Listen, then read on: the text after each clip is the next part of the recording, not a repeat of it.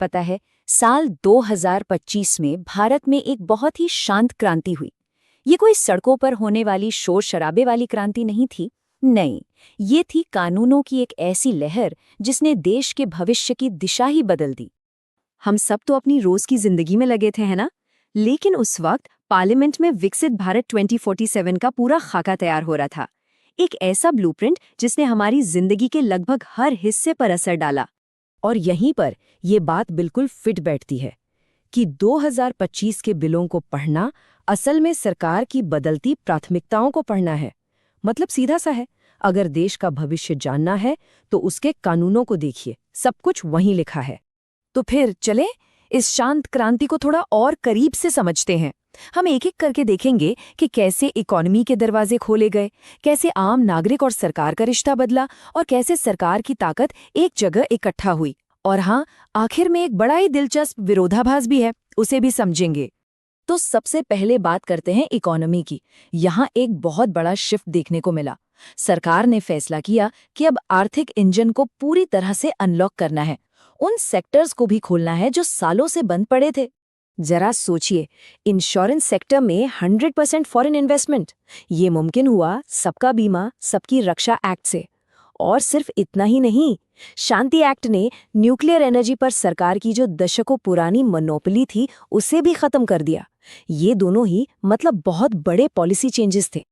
और देखिए, ये सिर्फ पुराने कानूनों को हटाने जैसा नहीं था, जैसे इंडियन पोर्ट्स एक्ट जिसने 1908 के एक पुराने अंग्रेजों के ज़माने के कानून की जगह ली। नहीं, इसके पीछे एक पूरी स्ट्रैटेजी थी मॉडर्नाइजेशन की, पावर को डिसेंट्रलाइज करने और सब कुछ डिजिटल करने की। और इसी से मैरीटाइम विजन 2030 की नींव रखी गई। ठीक है, इकोनॉमी की बात तो हो गई, पर इन सब बदलावों का एक आम इंसान और सरकार के बीच के रिश्ते यानी सोशल कॉन्ट्रैक्ट पर क्या असर हुआ? चलिए अब इसे समझने की कोशिश करते हैं।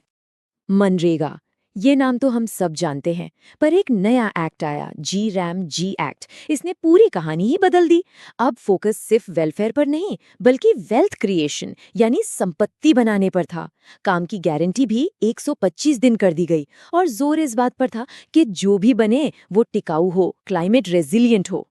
कभी ऐसा हुआ है कि ऑफिस के बाद भी काम के ईमेल्स और मैसेज आते रहते हैं, परेशान हो जाते हैं, है ना?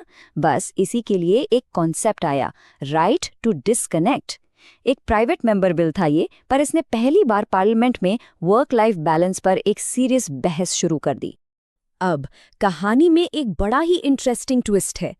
एक तरफ तो इकोनॉमी को खोला जा रहा था, फ्री किया जा रहा था, पर वहीं दूसरी तरफ कुछ एरियाज में सरकार अपनी पकड़ और ज्यादा मजबूत कर रही थी, जैसे कि वक्फ अमेंडमेंट एक्ट।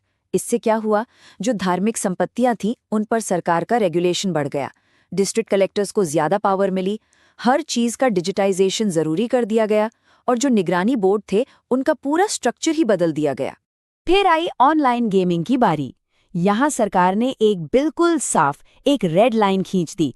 जितने भी ऑनलाइन गेम्स थे जिनमें पैसा लगता था उन पर कंप्लीट बैन, और अगर कोई नियम तोड़ता तो सजा भी कड़ी थी, जेल और भारी भरकम फाइन। हाँ, एक चीज को छूट थी, ई स्पोर्ट्स। और फिर 130वां अमेंडमेंट, इसने तो पॉलिटिकल अकाउंटेबिलिटी का पूरा गेम ही बदल दिया। नियम ये बना कि अगर कोई भी प्राइम मिनिस्टर, चीफ मिनिस्टर या यूनियन मिनिस्टर 30 दिन तक हिरासत में रहता है तो उससे अपनी कुर्सी छोड़नी पड़ेगी। ये अपने आप में एक बहुत बड़ा मैसेज था। तो देखा, एक तरफ खुलापन, दूसरी तरफ सख्ती। ये क्या पैराडॉक्स है? चलिए अब इस पूरी पजल को जोड़कर देखते हैं। और यहीं पर सबसे बड़ा सवाल उठता है कि कोई भी सरकार एक साथ मार्केट को लिबरलाइज और सोशियो पॉलिटिकल कंट्रोल को टाइट कैसे कर सकती है? यही 2025 के लेजिस्लेटिव एजेंडा का सबसे बड़ा, सबसे अहम सवाल है। एक तरफ हमने देखा इकोनॉमी को और ज्यादा फ्रीडम दी गई, इंश्योरेंस में 100% FDI, न्यूक्लियर एनर्जी में प्राइवेट सेक्टर की एंट्री, मतलब मार्केट को खोला गया। और दूसरी तरफ सोशल और पॉलिटिकल कंट्रोल को और कड़ा कर दिया गया। वक्फ बोर्ड का सेंट्रलाइजेशन हो, ऑनलाइन गेमिंग पर बैन हो, या फिर नेताओं की जवाबदेही के लिए 130वां अमेंडमेंट। नियम सख्त हुए। और ये जो स्कोर कार्ड है ना, ये इसी पैराडॉक्स ऑफ कंट्रोल को बिल्कुल साफ दिखाता है। ये एक ही सिक्के के दो पहलू हैं, मार्केट में ज्यादा आज़ादी और समाज और राजनीति में ज्यादा कंट्रोल। तो सवाल ये है कि 2047 का भारत कैसा दिखेगा? इसका जवाब शायद न्यूज़ हेडलाइंस में नहीं मिलेगा। जवाब मिलेगा इन कानूनों में, इन बिलों की भाषा में। तो अगर वाकई में भविष्य को समझना है तो इन कानूनों को समझना होगा, अपने अधिकारों को जानना होगा।